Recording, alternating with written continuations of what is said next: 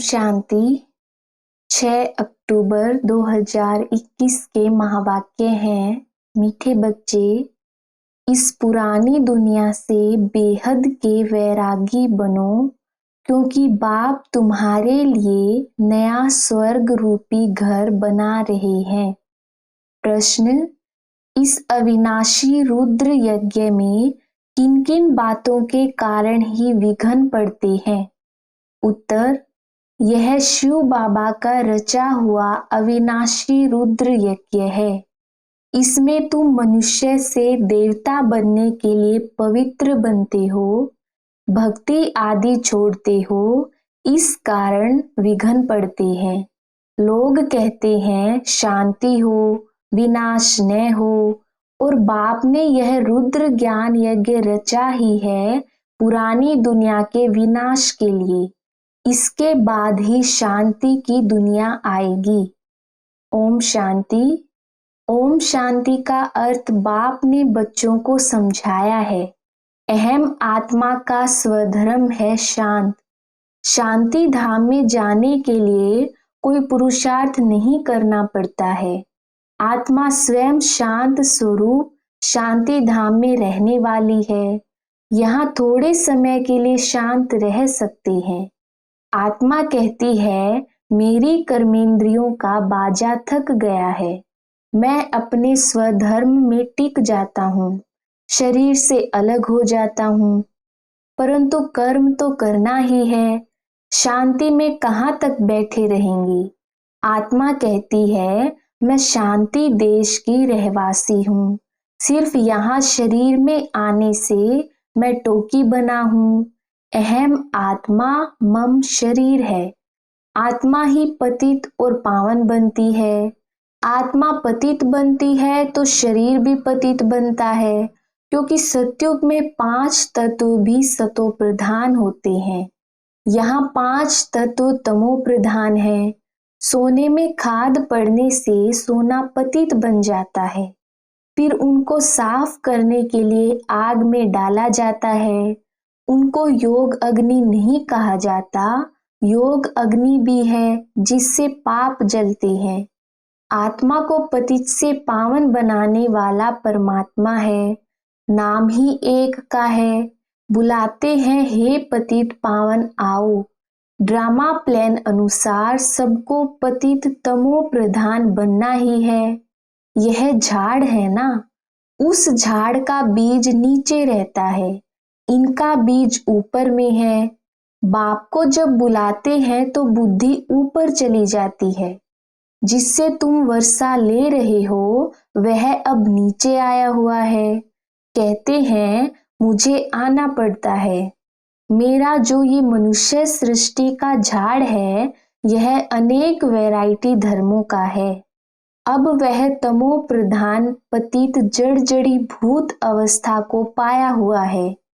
बाप बैठ बच्चों को समझाते हैं, सतयुग में पहले पहले होते हैं देवी देवताएं, अब कलयुग में है असुर। बाकी असुर और देवताओं की लड़ाई लगी नहीं। तुम इन आसुरी 5 विकारों पर योग बल से जीत पाते हो। बाकी कोई हिंसक लड़ाई की बात नहीं है। तुम कोई भी प्रकार की हिंसा नहीं करते हो। तुम किसको हाथ भी नहीं लगाएंगे। तुम डबल अहिंसक हो। काम कटारी चलाना यह तो सबसे बड़ा पाप है। बाप कहते हैं, यह काम कटारी आदि मध्य अंत दुख देती है। विकार में नहीं जाना है। देवताओं के आगे महिमा गाते हैं, आप सर्वगुण संपन्न संपूर्ण निर्विकारी। आत्मा इन ऑर्गन्स द्वारा जानती है। कहते हैं कि हम पतित बन गए हैं तो जरूर कब पावन थे। जो कहते हैं हम पतित बने हैं, बुलाते भी हैं, हे पतित पावन आओ। जब पावन है तब कोई बुलाते ही नहीं, उनको स्वर्ग कहा जाता है। यहाँ तो साधु संत आदि कितनी धुन लगाते हैं, पतित पावन सीताराम, जहाँ भी जाओ गाते रहते हैं। बाप समझाते हैं कि सारी दुनिया ही पतित है। रावण राज्य है ना, रावण को जलाते हैं, परंतु उनका राज्य कब से हुआ किसको पता नहीं है। ढेर की ढेर भक्ति मार्ग की सामग्री है, कोई क्या करते, सन्यासी भी कितने योग सिखाते हैं। वास्तव में योग किसको कहा जाता है यह कोई को पता नहीं है। यह भी किसका दोष नहीं है, यह ड्रामा बना बनाया है। जब तक मैं ना आऊं इन्हों को अपना पार्ट बजाना है। ज्ञान और भक्ति, ज्ञान है दिन सतयुग त्रेता, भक्ति है रात द्वापर कलयुग, फिर है वैराग्य, पुरानी दुनिया से वैराग्य। यह है बेहद का वैराग्य, उन्हों का है हद का वैराग्य। तुम जानते हो यह पुरानी दुनिया अब खत्म होने वाली है। नया घर बनाते हैं तो पुराने से वैराग्य हो जाता है। देखो बेहद का बाप कैसा है, तुमको स्वर्ग रूपी घर बनाकर देता है। स्वर्ग है नई दुनिया, नर्क है पुरानी दुनिया। नई सो पुरानी सो फिर नई बनती है। नई दुनिया की आयु कितनी है यह किसको पता नहीं है। अभी पुरानी दुनिया में रह हम नहीं बनाते हैं। पुराने कब्रिस्तान पर हम परिस्तान बनाएंगे। यही जमुना का कंठा होगा, इस पर महल बनेंगे। यही देहली जमुना नदी पर होगी। बाकी यह जो दिखाते हैं पांडवों के किले थे, यह सब ड्रामा प्लान अनुसार जरूर फिर भी बनेंगे। जैसे तुम यज्ञ तप दान आदि करते होंगे यह फिर भी करना होगा। पहले शिव की भक्ति करते हो, फर्स्ट क्लास मंदिर बनाते हो, उनको अव्यभिचारी भक्ति कहा जाता है। अब तुम ज्ञान मार्ग में हो, यह है अव्यभिचारी ज्ञान। एक ही शिव बाबा से तुम सुनते हो, जिसकी पहले तुमने भक्ति की उस समय कोई और धर्म होते नहीं। उस समय तुम बहुत सुखी रहते हो। देवता धर्म बहुत सुख देने वाला है। नाम लेने से मुख मीठा हो जाता है। तुम एक बाप से ही ज्ञान सुनते हो। बाप कहते हैं और कोई से तुम मत सुनो। यह है तुम्हारा अव्यभिचारी ज्ञान। बेहद बाप के तुम बने हो, बाप से ही वर्षा मिलेगा। नंबरवार पुरुषार्थ अनुसार बाप थोड़े समय के लिए साकार में आया हुआ है। कहते हैं मुझे तुम बच्चों को ही ज्ञान देना है, मेरा यह स्थायी शरीर नहीं है, मैं इसमें प्रवेश करता हूँ। शिव जयंती से फिर झट गीता जयंती हो जाती है, उनसे ज्ञान शुरू कर देते हैं। यह रूहानी विद्या सुप्रीम रूह दे रही है। पानी की बात नहीं, पानी को थोड़े ही ज्ञान कहेंगे। पतित से पावन ज्ञान से बनेंगे, पानी से थोड़े ही पावन बनेंगे। नदियां तो सारी दुनिया में है ही। यह तो ज्ञान सागर बाप आते हैं, इसमें प्रवेश कर नॉलेज सुनाते हैं। यहाँ गौमुख पर जाते हैं। वास्तव में गौमुख तुम चैतन्य में हो। तुम्हारे मुख से ज्ञान अमृत निकलता है। गौ से तो दूध मिलता है, पानी की तो बात ही नहीं। यह सब कुछ बाप बैठ समझाते हैं, जो सबका सद्गति दाता है। अब सभी दुर्गति में पड़े हैं। आगे तुम नहीं जानते थे तो रावण को क्यों जलाते हैं। अब तुम जानते हो बेहद का दशहरा होने वाला है। यह सारी दुनिया टापू है। रावण का राज्य सारी सृष्टि पर है। जो शास्त्रों में है बंद्र सेना ली थी, बंदरों ने पुल बनाई। यह सब है दंत कथाएं। भक्ति आदि चलती है। पहले होती है अव्यभिचारी भक्ति, फिर व्यभिचारी भक्ति। दशहरा राखी बंधन सब अभी के ही त्योहार हैं। शिव जयंती के बाद होती है कृष्ण जयंती। अभी कृष्णपुरी स्थापन हो रही है। आज है कंसपुरी, कल होगी कृष्णपुरी। कंस आसुरी संप्रदाय को कहा जाता है। पांडव और कौरवों की लड़ाई है नहीं, कृष्ण का जन्म है सतयुग में। वह है फर्स्ट प्रिंस। स्कूल में पढ़ने जाता है। जब बड़ा होता है तो राजगद्दी पर बैठता है। महिमा सारी शिव बाबा की है, जो पतितों को पावन बनाने वाला है। बाकी यह रास लीला आदि यह तो आपस में खुशी मनाते होंगे। बाकी कृष्ण किसको ज्ञान सुनाए, यह कैसे हो सकता है। बाबा कहते हैं किसको मना नहीं करनी है कि भक्ति नहीं करो, आपे ही छूट जाती है।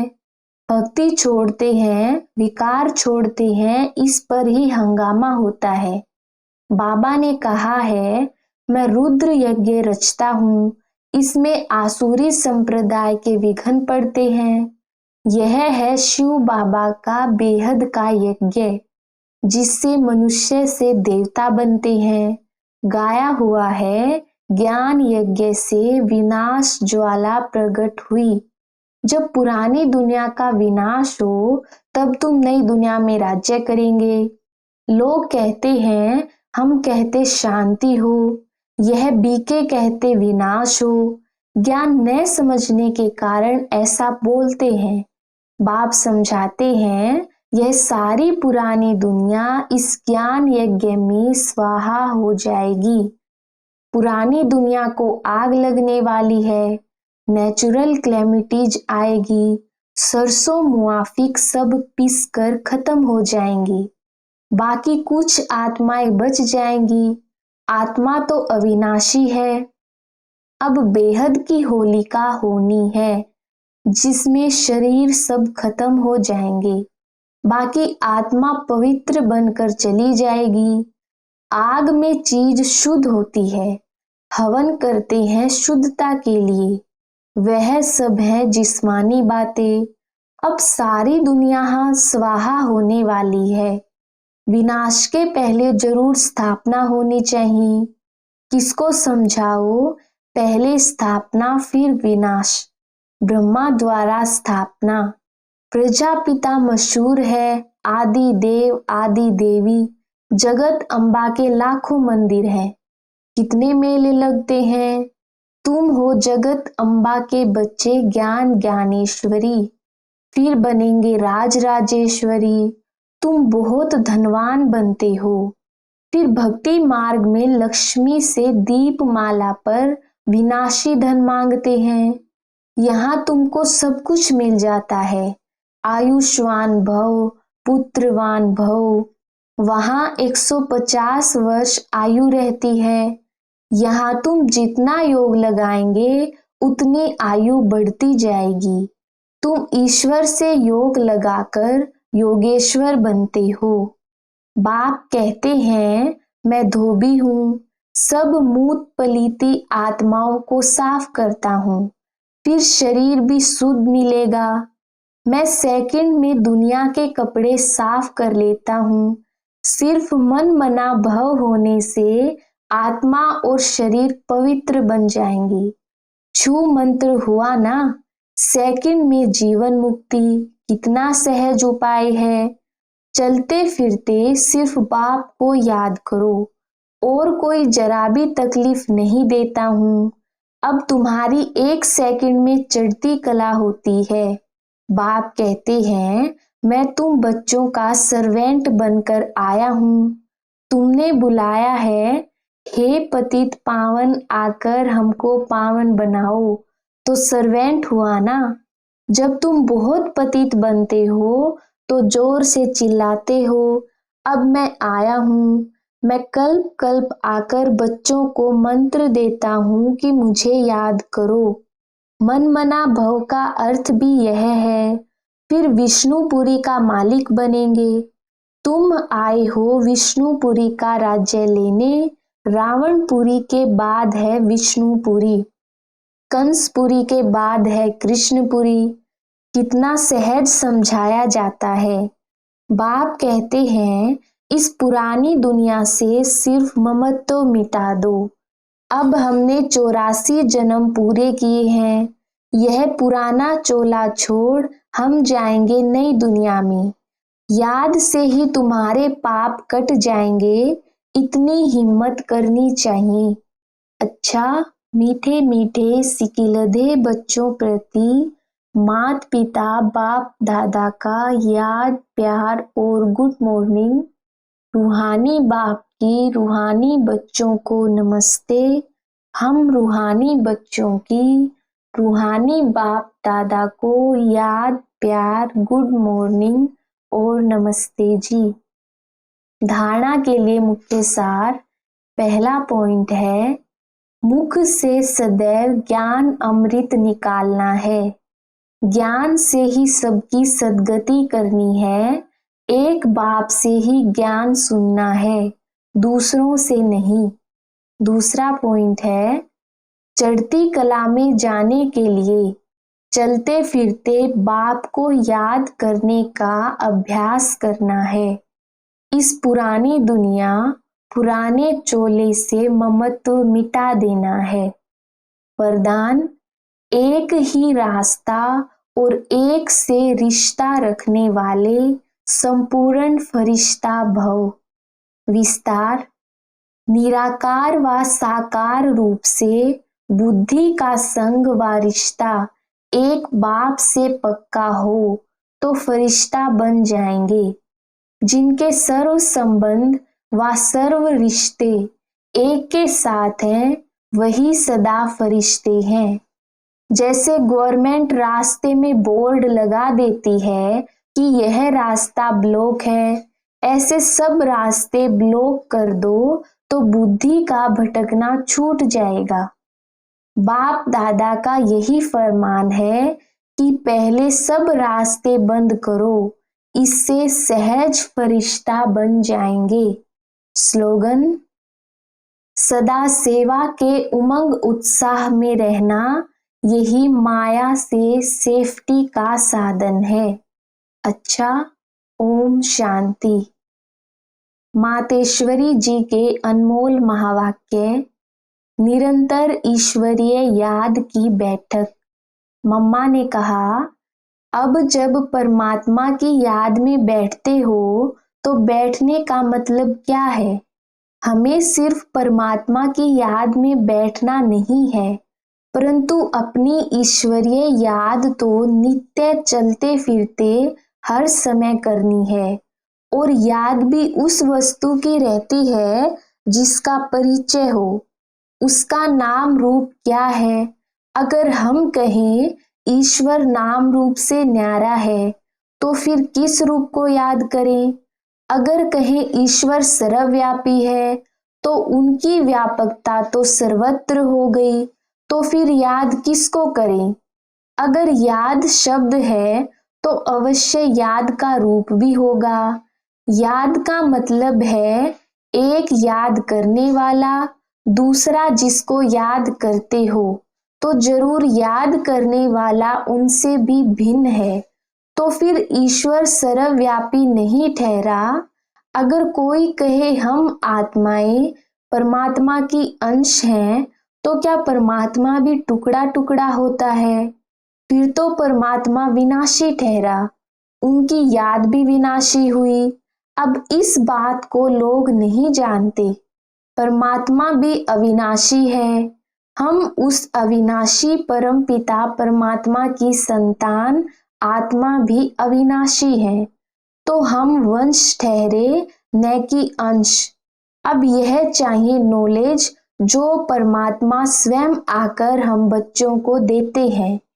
परमात्मा के हम बच्चों के प्रति महावाक्य हैं, बच्चे, मैं जो हूँ जैसा हूँ, उस रूप को याद करने से तुम मुझे अवश्य प्राप्त करोगे। अगर मैं दुख सुख से न्यारा पिता सर्वव्यापी होता, तो फिर खेल में सुख दुख नहीं होता।